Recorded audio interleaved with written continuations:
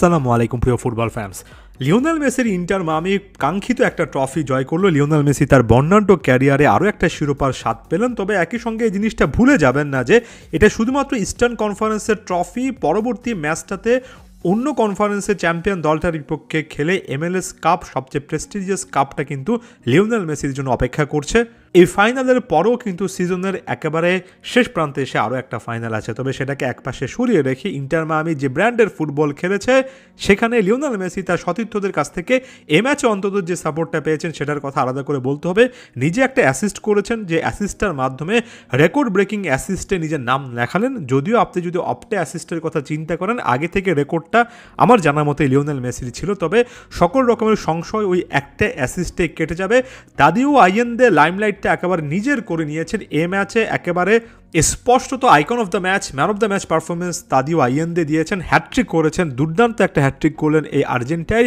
এর পাশাপাশি সিলভাত্তিকে দিয়ে লিওনেল মেসি যে গোলটা করিয়েছেন, সেগোভিয়া একটা গোল পেয়েছেন, জর্ডি আলবা দুটো অ্যাসিস্ট করেছেন, রড্রিগো ডি পল এবং সার্জিও বুস্কেটসরা নিচ থেকে যথেষ্ট ভালো একটা সাপোর্ট দিয়েছেন। মিডফিল্ডে একটা প্রপার চ্যানেল তারা তৈরি করেছেন। সব মিলিয়ে একটা টিম পারফরমেন্স ছিল। একটা সময় নিউ ইয়র্ক যে 2-1 ব্যবধান করে ফেলেছিল, তারপরে পুরো সিজনের মতো ফ্যালকনরা ভালো ডিফেন্ড করেছেন এবং সিজনের শেষ ভাগে এসে ইন্টার মায়ামির ডিফেন্সটা আগের চেয়ে বেটার হয়েছে। এখানে ম্যাক্সি ফ্যালকনদের যে বা গোলকিপার হিসেবে নোভোদের যে একটু প্রশংসা করা যায় সেটা বলছি, যদিও এখানে রিস্ক ফ্যাক্টর সবসময় থাকে।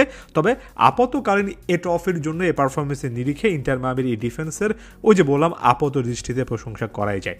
লিওনেল মেসি এ ম্যাচে একটু হলেও সাপোর্টিং রোলে ছিলেন, যথেষ্ট নিচে নেমে খেলেছেন, অনেকগুলো চান্স ক্রিয়েট করে এবং একই সঙ্গে নিজে অ্যাসিস্ট মেকিং সিচুয়েশনে নয় বরঞ্চ প্রি অ্যাসিস্ট এমন একটা সিচুয়েশনে থাকা, অর্থাৎ এক্সট্রা একজন মিডফিল্ডার হিসেবে, অ্যাটাকিং মিডফিল্ডার হিসেবে দুই সাইডে বলের যোগান দেওয়া এবং দুই সাইডে তাদিও আইয়েন্দে এবং সিলভার্টিরা উইং অথবা কখনো কখনো ডিবক্সের মধ্যে ডায়াগোনাল রানের মাধ্যমে তাদের স্পিডটাকে কাজে লাগাতে চেয়েছেন। এটা হাবিয়ার মাসচারোনো সাম্প্রতিক সময়ে আইয়েন্দে বা সিলভার্টির কাছ থেকে যে আদায় করে নিতে পারছেন, এটাকেও আমি একটা পজিটিভ সাইন হিসেবে নিচ্ছি। কারণ এই স্পিডটা কাজে লাগানোর মতো প্লেয়ার যখন আপনার কাছে থাকে তখন লিওনেল মেসি যথেষ্ট নিচে নেমে খেললেও কিন্তু এফেক্টিভ হন। ওই যে বললাম, তিনি নিচ থেকে বলগুলো বাড়াতে পারেন এবং একই সঙ্গে অসাধারণ ভিশনের একজন সার্জিও বুস্কেটসও যেহেতু আছেন, তাকে কম্পেনসেট করার জন্য ডিফেন্সিভ মেন্টালিটির ডিপল যেহেতু আছেন, সেক্ষেত্রে লিওনেল মেসির একটু নিচে নেমে খেলাটা খুব বেশি খারাপ কিছু না। কারণ ওই যে বললাম, তাদিও আইয়েন্দে এবং সিলভার্তিরে সে রানগুলো মেক করতে পারেন। প্রথম দুটো গোলের ক্ষেত্রে এটার স্পষ্ট একটা প্রমাণ পাবেন। তাদিও আইয়েন্দে 14তম মিনিটের সময় যে গোলটা করেছেন, 23তম মিনিটের সময় জর্ডি আলবার লুপিং একটা শট থেকে যে হেডারটা তিনি করেছেন, এটা প্রমাণ করে ডিবক্সে ওই স্পিডটা, ওই বার্স্টিং পেসটার মাধ্যমে একটা প্রেজেন্স রাখা অন্তত এই ম্যাচে সেন্টার ফরওয়ার্ড স্টাইলে তাদিও আইয়েন্দে করতে পেরেছেন। এটা খুবই পজিটিভ একটা সাইন।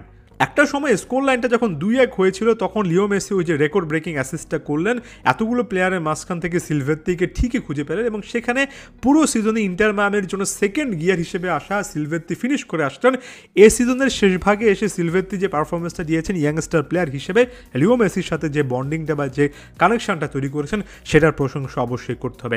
একই সঙ্গে প্রশংসা করতে হবে সেগোভিয়ার গোলটার, জর্ডি আলবার পুরো ম্যাচ জুড়ে যে একেবারে ফুলব্যাক, অ্যাটাকিং ফুলব্যাক হিসেবে যে পারফরমেন্সটা, সেটার আরও একটা গোলে তার কন্ট্রিবিউশন ছিল।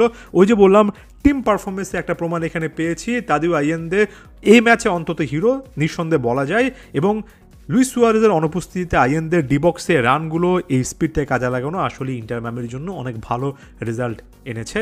সামনে আরও একটা ম্যাচ রয়েছে MLS কাপে, অন্য কনফারেন্সের ফাইনালে যে দলটা উঠবে তাদেরকে হারানো, সেটাই ইন্টার মায়ামির জন্য পারফেক্ট সেলিব্রেশন হওয়া উচিত।